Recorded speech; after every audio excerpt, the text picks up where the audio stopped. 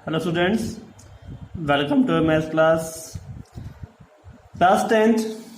देखिए, हम लास्ट जो टॉपिक पढ़ रहे थे उसमें हमने क्वेश्चन किए थे 4.2 एक्सरसाइज के, जिसमें हमने सीखा था कि कैसे इक्वेशंस जो है हमारे पास, हम कहें तो इनइक्वलिटी या फिर इनइक्वेशंस ग्राफिकल मेथड के द्वारा सॉल्व करना था हमारे को, जिसमें मोड वाले क्वेश्चन हमको दे रखे थे।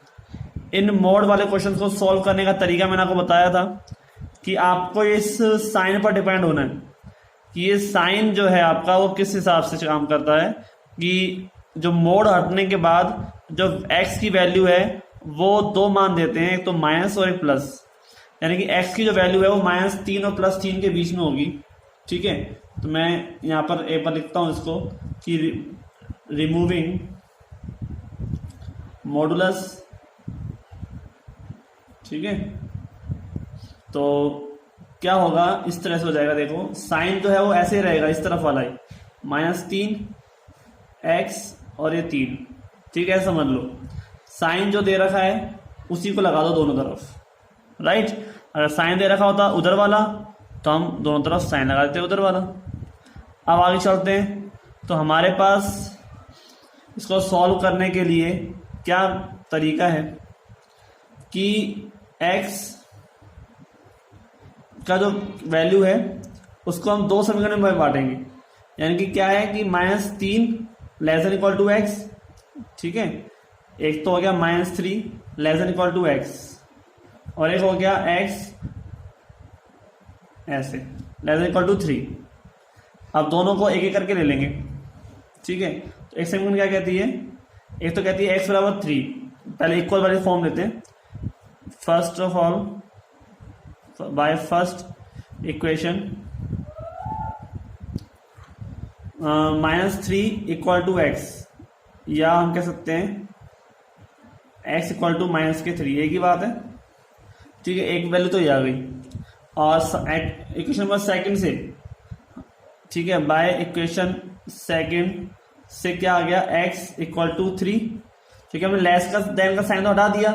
जो लेस देन वाला साइन है वो क्या काम आता है, वो आता है हमारे पास ग्राफ की पोजीशन बताने के लिए, यानी कि वो किस एरिया में काम कर रहा है, राइट। किस एरिया में काम कर रहा है उसके बारे में बताने काम आता है। तो हम यहाँ पे एक ग्राफ बना देते हैं, कोई ज़्यादा बड़ा ग्राफ नहीं होगा। तो देखिए ध्यान से भाई, 3 तक वैल्यू है -3 और +3, तो इधर उधर तक काम आएगा। यहाँ पे ये आपके पास हो गया 0, ये 1, ये 2 और ये 3, 1 2 एंड 3। ऐसे ये -1, ये -2 और ये -3। ठीक है, -1 -2 एंड -3। ठीक है, ऊपर बनाने की जरूरत है नहीं।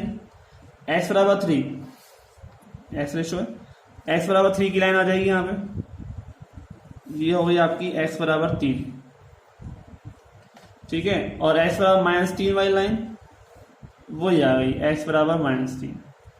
अब डिपेंड करता है ये क्वेश्चन कि आपके पास ये जो साइन बन रहा है वो कैसे फॉलो किया जाए, यानी कि जो एरिया है वो इस तरफ आना चाहिए या इस लाइन के दूसरी तरफ जाना चाहिए, x बराबर 3 के दूसरी तरफ और x बराबर -3 के भी इस तरफ।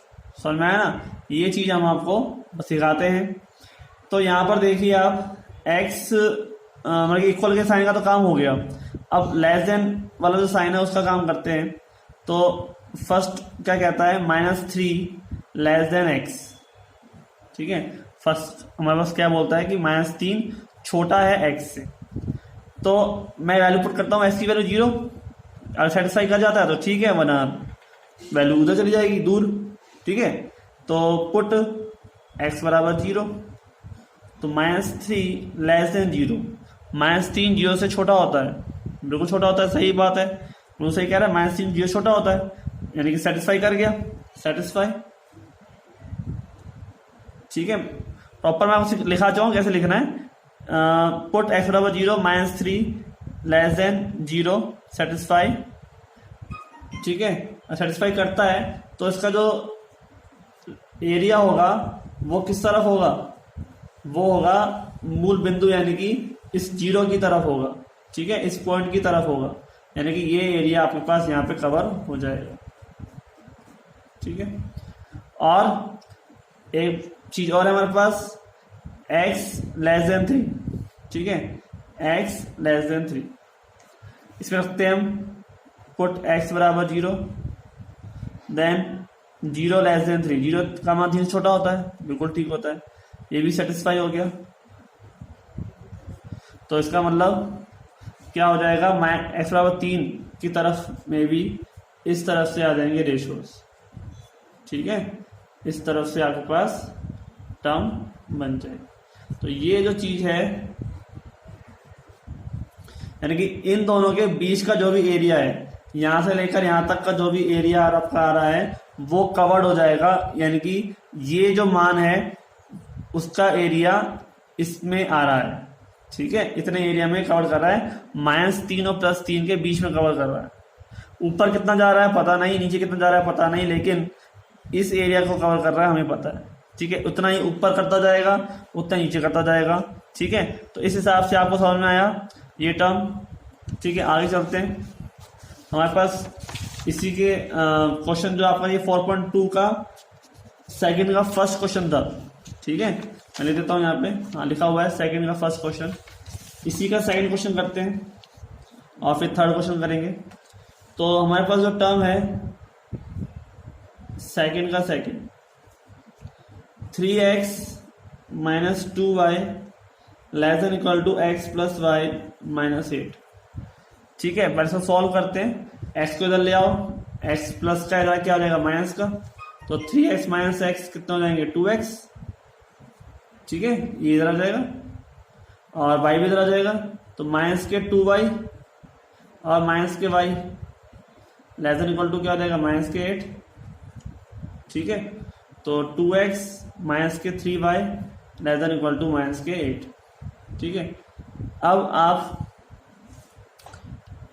के पास ये टर्म बन गई, अब हमारे पास दो समीकरण बन जाएगी, ठीक है। लेस देन इक्वल टू का साइन है, माइनस का 8 है, दो समीकरण लगा लो कि समीकरण दो क्या है, वैसे तो एक ही रहेगी, वैल्यू यहाँ से उठानी है हमारे को, तो एक ही लीनियर इक्वेशन है हमारे पास, तो एक ही वैल्यू होगी।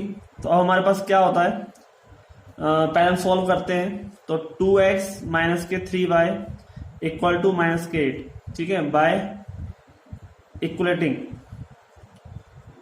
टर्म, जो इक्वलेटिंग टर्म है उससे लेते हैं, ठीक है, कि दोनों इक्वल पार्ट है, 2x minus 3y equal to minus के 8, ठीक है। तो अब हमारे पास जो टर्म बनी है 2x, इसमें हम क्या करेंगे, पॉइंट्स निकालेंगे, ठीक है, क्योंकि दो वेरिएबल है ना, तो पॉइंट्स तो निकलेंगे। तो अब हमारे पास पॉइंट निकालेंगे, देखिए एक हम रखते हैं अगर y बराबर 0, ठीक है, y बराबर 0 रखते हैं, पुट y बराबर 0, तो आप देख सकते हैं कि 2x माइनस 3 इंटू 0 बराबर माइनस के 8, राइट। तो ये हो जाएगा आपके पास 2x माइनस 0 बराबर माइनस के 8, देन 2x बराबर माइनस के 8 और x बराबर माइनस के 8/2 यानी कि माइनस के 4। ये चीज़ आपको आती है, इसमें कोई दिक्कत है नहीं, वैल्यू को जब लेके जाओ तो भाई डिवाइड हो जाएगा क्योंकि मल्टीप्लाई में, ठीक है। अब हमारे पास तो पॉइंट क्या हो गया, -4 एंड 0, ये तो पॉइंट हो गया, एक पॉइंट और निकालना है, ठीक है। हमारे पास क्या है दूसरा पॉइंट, हम क्या पुट करें इस समीकरण में, इस वाले समीकरण में हम रख सकते हैं यहाँ पर y बराबर रखा था 0, हम रखते हैं x बराबर 0, x बराबर 0 पुट करने पर इन इक्वेशन नंबर फर्स्ट, ये इक्वेशन नंबर फर्स्ट मान लो इसको, ठीक है। x बराबर 0 रखते हैं हम यहाँ पर, तो 2 इंटू 0 माइनस के 3y बराबर माइनस के 8, तो 0 माइनस के 3y बराबर माइनस के 8, माइनस माइनस कैंसिल, y बराबर 8/3, ठीक है, y इक्वल टू 8/3। तो हमारे पास ये जो टर्म है इसके अकॉर्डिंग हमारा जो पॉइंट आया है वो क्या है, x का मान तो है 0 और y का मान कितना है 8/3, ठीक है। तो इसको हम ड्रॉ करेंगे एक पेपर पर यानी कि प्लेन पर, तो देखिए इस पॉइंट में आप सोच रहे हो कि सर 8/3 लिया आपने, कोई बात नहीं, 8/3 लेने से ऐसा कोई फर्क नहीं पड़ने वाला। ज़्यादा क्या है कि 8/3 की वैल्यू भी आप यहाँ पे निकाल सकते हो। क्या होती है 8/3 की वैल्यू? 3 का डिवाइड करो कितना आएगा, 3 2 जा 6 और 3 8 जा 3 6 जा 18, ठीक है, और 20 लगभग इतना आएगा। तो इसका मतलब ये क्या है, 2.5 से यानी कि 2.5 नंबर से भी ऊपर है, यानी 3 के करीब है, ठीक है, कोई दिक्कत नहीं। हम यहाँ पर ग्राफ बनाते हैं,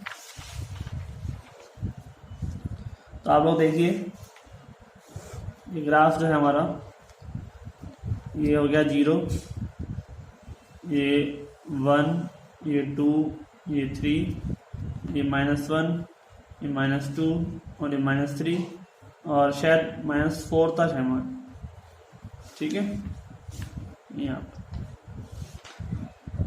यहाँ रख देते हैं हम +4। अब हमारे पास जो पॉइंट है वो पॉइंट क्या क्या हैं वो हम देख लेते हैं। पॉइंट है हमारे -4 और 0, ठीक है, -4 और 0 और y के मान भी है हमारे पास, तो यहाँ हो जाएगा 1, ये हो जाएगा हमारे पास 2, ये हो जाएगा हमारे पास 3, ठीक है। तो हमारे पास जो टर्म है और यहाँ पर क्या हो जाएगा -1 -2 और ये हो जाएगा आपके पास -3, ठीक है। तो अब हमारे पास सब पॉइंट पुट करना है, एक तो है -4 और 0 और एक है 0 और 8/3।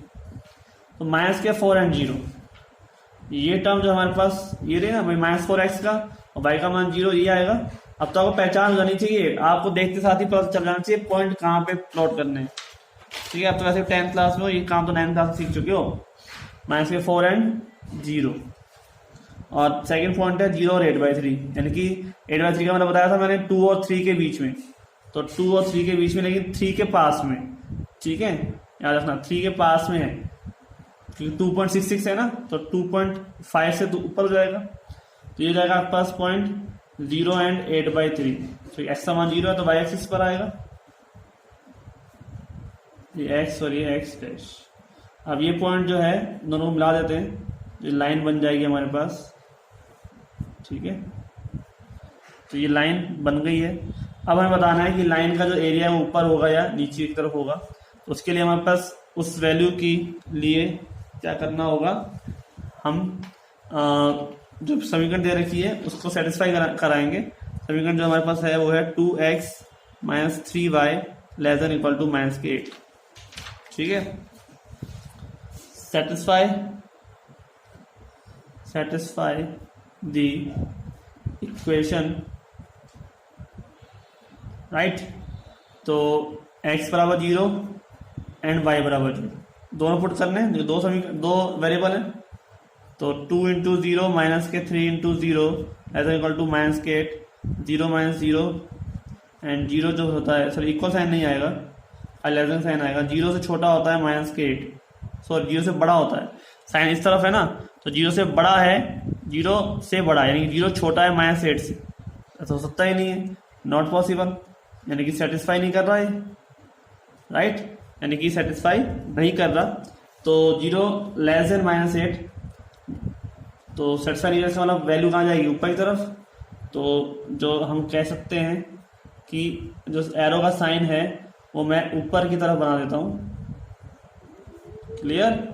तो ये हमारे पास हो जाएगा, आपके पास जो टर्म है वो इस तरह से मैनेज होगी, यानी कि इससे ऊपर वाले एरिया जो है वो काउंट होगा और इसे हम क्या कहते हैं, अनबाउंड, ठीक है, अनबाउंड भी बोलते हैं, अनबाउंड। क्यों, बाउंडेड नहीं है ना ये, मतलब कि ऊपर कितना जाएगा आपको पता ही नहीं है, अनंत को जा रहा है, यहाँ पर जाता तो ये यहाँ पे आकर रुक जाता, यानी कि सिर्फ ये जो ट्रायंगल दिख रहा है आपको, ये ट्रायंगल ही बनता, यही इसका एरिया होता, क्योंकि इसको ऐसे करता मैं, ठीक है, तो उसका मतलब खाली ये एरिया, राइट। ऊपर वाले एरिया में पता ही नहीं है कितना एरिया है, वो सब क्या है, अनबाउंड एरिया कहलाता है। तो इस तरह से आपको पता चल गया कि वैल्यू जो है, ये लाइन की जो वैल्यू है, मतलब कि लाइन मतलब कौन सी लाइन है ये, 2x - 3y = -8 वाली जो लाइन बनाई है हमने, इस लाइन से ऊपर की तरफ ही है एरिया जो आपके पास लेस देन का काम कर रहा है, ठीक है। तो इस तरह से हमारे पास ये जो टर्म है, क्वेश्चन है, वो कंप्लीट हुआ। अब इसी का जो लास्ट क्वेश्चन है वो मैं आपको होमवर्क पे दे रहा हूँ, वो है आपके पास x माइनस वाई और ग्रेटर देन इक्वल टू 1। ठीक है, क्वेश्चन नंबर है इसका सेकंड का थर्ड, राइट। ये क्वेश्चन है वो आपका होमवर्क है, इससे और करना है। अब तक आपने ये भी होमवर्क पे मुझे चेक नहीं कराया है, ठीक है, तो याद से मैं अब चेक करूँगा, आप मुझे ग्राफ बनाकर दिखाओगे, ठीक है। तो मिलते हैं अगली वीडियो में, आज के लिए इतना ही, धन्यवाद।